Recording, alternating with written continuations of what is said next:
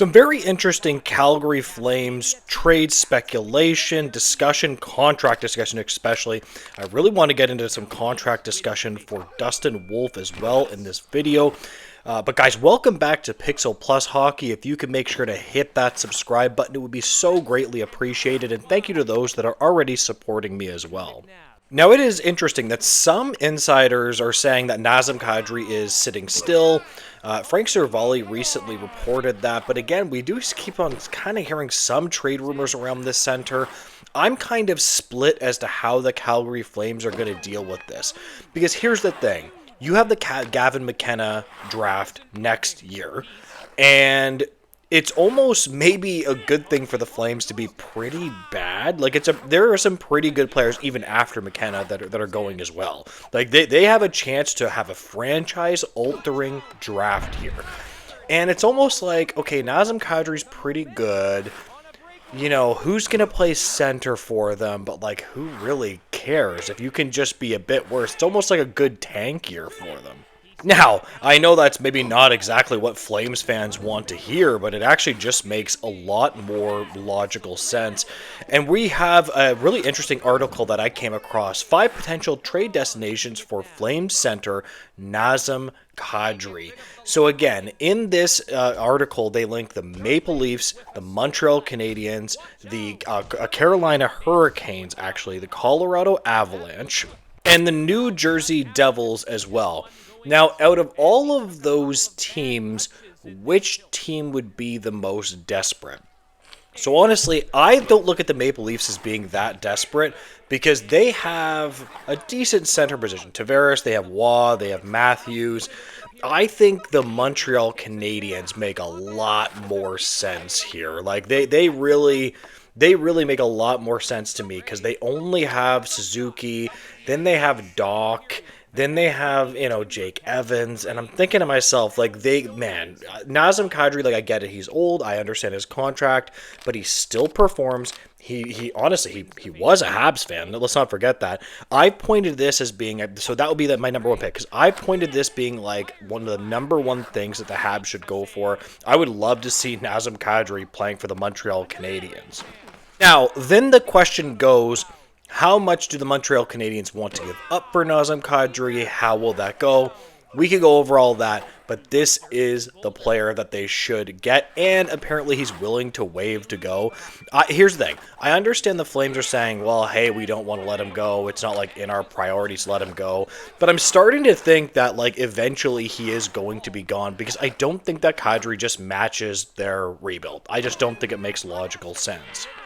Now, changing gears and still talking about the Calgary Flames, there was another really interesting article that I came across. Now, one thing that you will notice about this channel, I've said this a couple times, is that I don't like paying goalies big. It's not something that I see. I like to keep the cap hit as low as possible.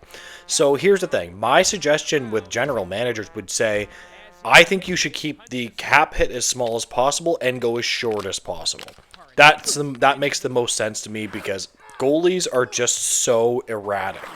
Now, this was a really interesting article that I found using Lukas Dostal's contract as a comparable for Dustin Wolf's next deal. And listen, Flames fans, I like Dustin Wolf. I think he's good. I think he's a quality goalie, but you got to be real careful with young goalies. They're just so erratic. And Lukas Dostal got paid, and he got paid a lot without a long track record. So that would be alarming to me if I was a Flames fan for sure. Although it is interesting, though, because if you look at Dostal, he's actually played a decent amount of games. He's got about like 44 and I think it's 54 games. He's actually been able to at least play like a starting goalie. So there's two things with goalies. Either you need to be able to stand up to the pressure of being a goalie, because just falling into the butterfly is really difficult. Consistently for goalies, it's one of the hardest things to actually do. Is just, it's really just difficult in your body, and Lukas Dostal has been pretty consistent with that. That's excellent news. And then on the other hand, you need to be good. And the problem I have with Dostal is he's like really just kind of an average goalie. I think he has a career .902 save percentage, And I'm looking at this thinking to myself, like, I think Dustin Wolf is good, but Lucas Dostal got $6.5 million. I'm sorry, I'm just not okay with that. That would be way, way, way too much. So, for example, let's say you get into a contract negotiation with Dustin Wolf's agent when this contract is up. What I would say is if they want $6.5 million times 5, I would just go for the shorter contract, right? So again, the reason Dostal got that big of a cap hit is because, he got the longer, more years usually means it brings the cap hit a little bit down, but in this one it didn't, right? So hopefully you can get it shorter and get the cap hit down. Like I'm just still shocked by this Dostal contract. I just think it is so horrendous. I don't know. It just seems like way, way too much to me.